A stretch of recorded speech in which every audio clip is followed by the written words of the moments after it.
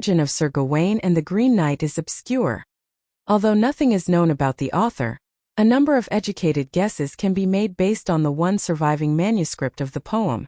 It is written in the language of the Northwest Midlands of England in the latter half of the 14th century, and the physical characteristics of the manuscript itself indicate that it was produced at a time very near 1400. Details in the poem support this date.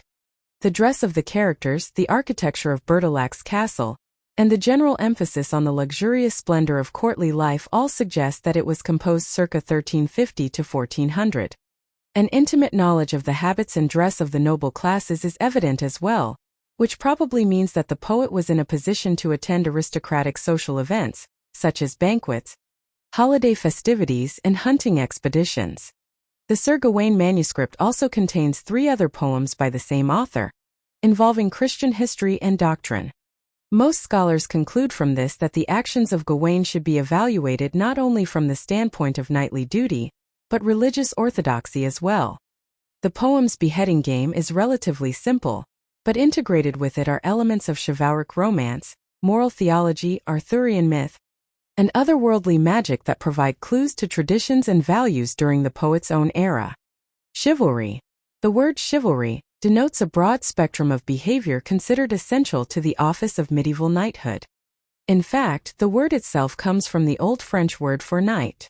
A chivalric knight exhibited qualities in 5 main areas of activity. In aristocratic company he was expected to be polite, witty, courteous, deferential to ladies and his superiors, and exemplary in the social graces. In love, he was faithful to his lady, and bound to obey and please her to the best of his abilities. In the world at large he defended the weak, bore himself with grace and humility, and upheld the standards of righteousness. In battle he was strong, brave, adept at the use of weapons, loyal to his lord, and merciful to his foe. And in regard to Christian morality and institutions, he was to defend the interests of the Church against its enemies, and avoid sin. However noble in theory, these standards of conduct could make life somewhat complex for a knight, because they tended to contradict each other in practice. For example, all knights were in the service of a lord. There were no independent knights. The rules of chivalry dictated that a knight obey his lord. They also dictated that he keep his word. If one obligation ran counter to another, the knight was in a quandary. What was he to do if his lord ordered him to break an oath, or if he made a promise that ran counter to his lord's wishes? Further, insofar as the entire notion of chivalry was intimately bound with obedience to both sacred and secular authorities, a knight could find himself with divided loyalties. In the Middle Ages, the people who occupied positions of power in the church were often members of noble families, with vast landholdings, territorial ambitions, and various other preoccupations of an entirely secular nature. Thus, a knight might very well be in the service of a lord who was involved in a dispute with another lord who happened to also be a bishop. Medieval knighthood. The literary depictions of chivalric activity in the Arthurian romances do not accurately reflect the reality of knighthood in the Middle Ages, especially in the late 14th century. Though the romances emphasize the chivalry, courtliness, and manners of its heroic knights, the medieval knight was first and foremost a soldier, whose existence bore an intimate connection to the medieval institution known as feudalism, a term denoting the rigid social structure devised in the early Middle Ages to impose order on a vulnerable and essentially agricultural society. This system consisted of mutual military obligation between the rich landowner and the noble, the knights who defended his interests. A lord would have in his retinue knights who were his vassals. They received land and protection from the lord in exchange for their military service to him. This arrangement was sealed with an oath of fealty. Each was bound by a solemn promise to maintain the status of the other. A lord, in turn, could be the vassal of another lord, and all would theoretically be vassals of the king, who was often the vassal of another king. These obligations were not always honored, and accusations of treachery and oath-breaking were commonplace. Knights went to war on a regular basis, bound as they were to defend their lord's territorial ambitions in the ever-present disputes over land that fueled medieval warfare. Feudal society was thus essentially militaristic in nature. Those who had political authority and military strength generally wished to possess more, and maintaining a cadre of well-trained and heavily armored knights was one way to accomplish this. Knights were brought up from boyhood to serve as warriors. Years of training in horsemanship, swordplay, and jousting was followed by additional service as a squire before they could join the elite ranks of full-fledged knighthood. Certain recreations were practiced as well, and proficiency in these was considered just as much a part of knighthood as expertise in warfare. The forests of medieval England were essentially vast game preserves, off-limits to all but the aristocracy. Hunting was the favored leisure time activity for the nobility, and knights were expected to know the sport inside and out. By the time Sir Gawain and the Green Knight was written, the feudal system had long been dying. Oaths between lord and vassal were still made, but only for form's sake. Knights served as mercenaries, and fought for whomever paid them the most. Chivalry lived on in poetry and romance, but chroniclers and moralists repeatedly lamented that chivalry was dead. Knights no longer protected the poor as they once had, but now robbed them. In fact, whether or not knights had ever behaved with exemplary chivalry is uncertain. The bulk of the evidence is literary, authored by poets who promoted ideal behavior, rather than reflected actual practice. Illicit love. In the earlier Arthurian material, women hardly appear at all. The emphasis is exclusively on military valor. With the 12th century French poet Chrétien de Troyes, Arthur's knights begin to fall into romantic entanglements that serve as motivating forces for their deeds on the battlefield. The knight as lover was as important as the knight as warrior. Certain conventions had to be observed. The lady was obeyed and venerated almost at all costs, and the knight's wartime exploits were as much for her honor as his.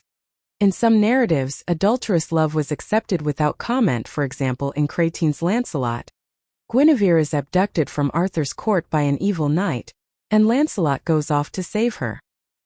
His success owes as much to his intense love for her as to his knightly prowess, yet the tale never refers to the adulterous nature of this love. Later versions of the Lancelot-Guinevere story do take their sin into account, and they must do penance. But the manner of their love is always presented as a characteristic instance of chivalric passion, however wrong. Another famous lover, Sir Tristan, is somewhat exonerated of his guilt for committing adultery with Isolde by the fact that his love is involuntary. He and Isolde are given a love potion by Isolde's servant. Gawain is the knightly lover par excellence. In some versions of the account of the last days of Camelot, when Gawain is killed by Lancelot, there is a vast outpouring of grief by women far and wide who bewail the loss of the greatest lover the world had ever known. The poem in focus. Plot summary. The poem begins not in England but in Troy, at the end of the Trojan War, close to 2,000 years before the age of Arthur. Aeneas flees the ruins of his native city, and founds the city of Rome. His descendants and followers also establish kingdoms, among them Tuscany, Lombardy, and Britain. The heroic lineage of Arthur's kingdom being established, the story opens during the Christmas season at Camelot. The entire court celebrates with feasting, jousting, and dancing. Arthur, however, is not satisfied. He vows that he will not eat until something wondrous appears, either in fact or in the form of a tale. His desire is immediately granted with the appearance of an unknown rider, one of the greatest on ground in growth of his frame. Enormous and handsome, the knight is richly arrayed in the finest of clothing. More remarkable is his color. His skin, hair, and clothing are all green, as are his horse, saddle, and stirrups. Riding up to the platform on which Arthur sits, he demands to know who is in charge. Learning that it is Arthur, he says that the widespread fame of the king's court has prompted him to come play a game.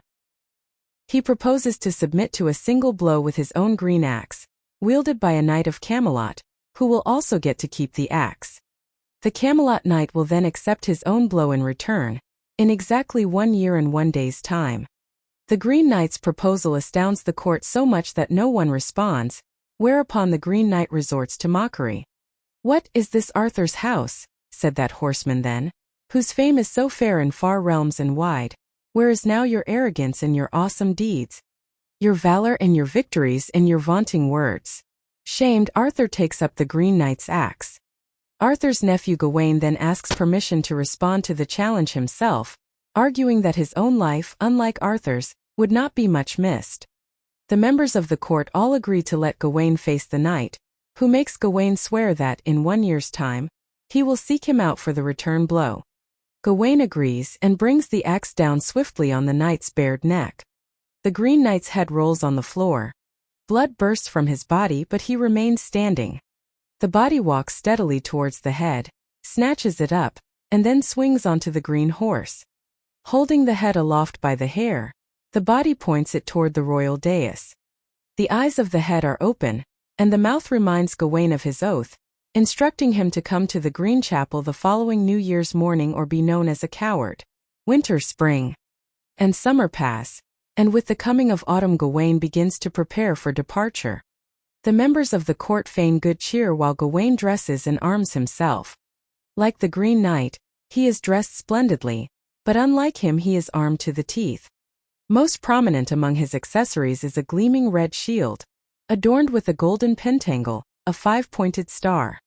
As Gawain rides away, members of the court bemoan his likely fate. Passing through desolate and monster-infested wastelands, Gawain asks everyone he meets about the Green Chapel, but no one has heard of it. Far from home, he must fight for his very survival. Now with serpents he wars, now with savage wolves, now with wild men of the woods, that watched from the rocks, both with bulls and with bears, and with boars besides, and giants that came gibbering from the jagged steeps. He journeys day after day until Christmas Eve arrives, and begins to fear that he will not make his appointed meeting with the Green Knight.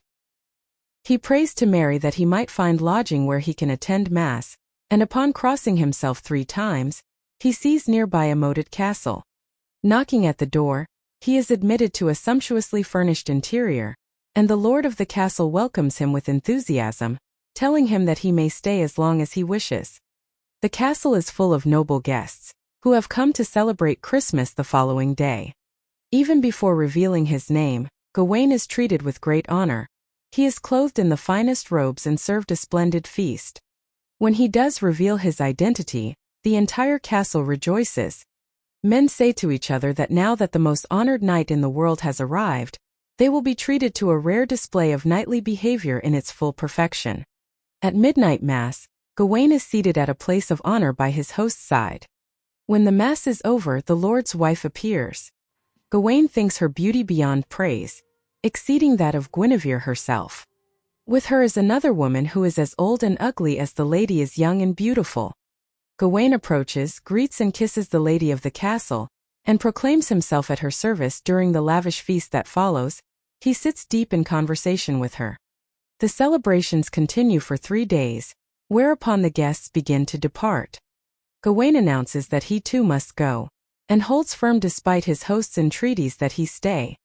When Gawain explains that he must meet the Green Knight of the Green Chapel on New Year's Day, the Lord tells him that the chapel is not 2 miles away, and that he should remain for 3 more days. On the 4th, he promises, Gawain will be led to the chapel grateful.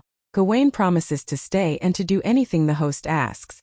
This elicits a proposal from the host, that the following day Gawain sleep in and be at his leisure, while the Lord and his knights go hunting at dawn.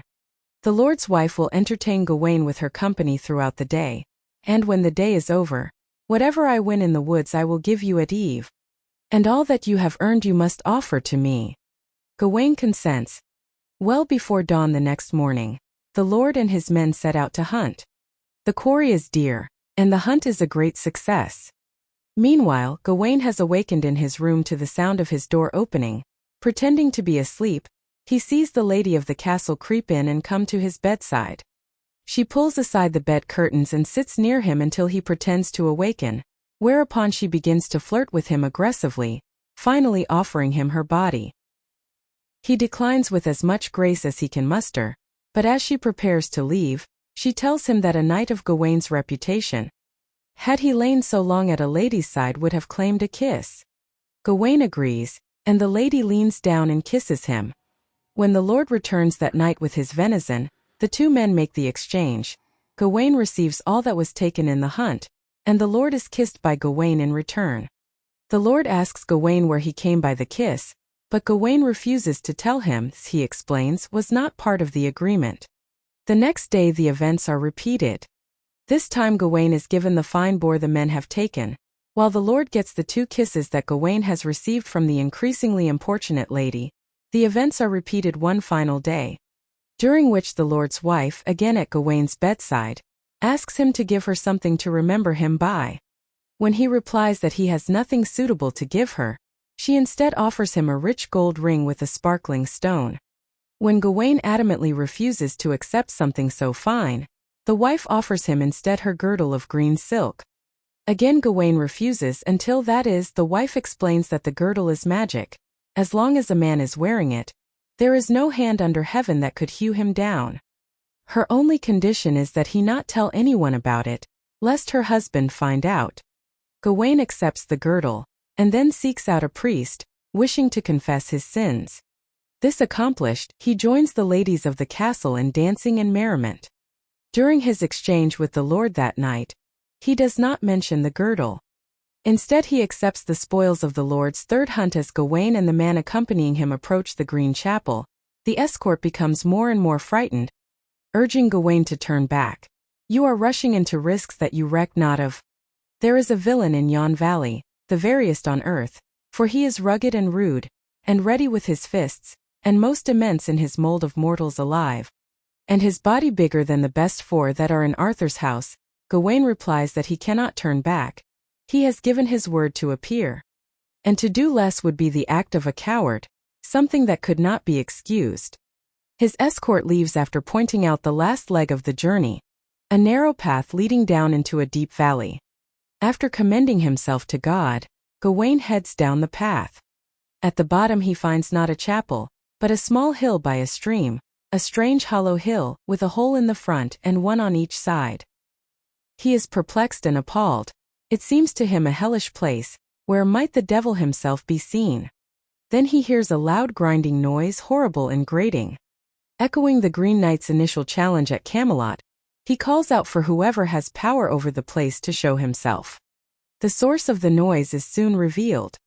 It is the Green Knight, sharpening an enormous axe on a grindstone. He greets Gawain, and after commending him on being true to his word, asks that he remove his helmet to receive the blow. Gawain exposes his neck, and feigning cheerful indifference, waits for the Green Knight to strike. As the axe descends, Gawain flinches. The knight chides Gawain, who vows not to flinch again. The second blow is a mere feint. Only the third time does the Green Knight bring down the axe with full force, but purposely turns the blow aside, leaving no more than a nick on the side of Gawain's neck. Dripping blood, Gawain leaps back and throws on his helmet. Drawing his sword, he exclaims, "Have done with your hacking, harry me no more. I have borne as behooved 1 blow in this place. If you make another move, I shall meet it midway. And promptly, I promise you." The Green Knight responds by revealing his identity and purpose. He is the lord from whose castle Gawain has just left, and the 3 blows were in response to Gawain's conduct at the castle. The first blow was for the first day, when Gawain carried out the initial agreement faithfully. The second was for the second day, when Gawain truthfully exchanged 2 kisses for the lord's boar. The third blow, however, was in punishment for Gawain's duplicity on the third day in withholding from the lord the green girdle, which by rights should have been surrendered to him the evening after he obtained it. The mildness of the punishment, says the knight, was because Gawain withheld the girdle out of simple fear. Yet you lacked, sir, a little in loyalty there, but the cause was not cunning, nor courtship either, but that you loved your own life, the less then to blame.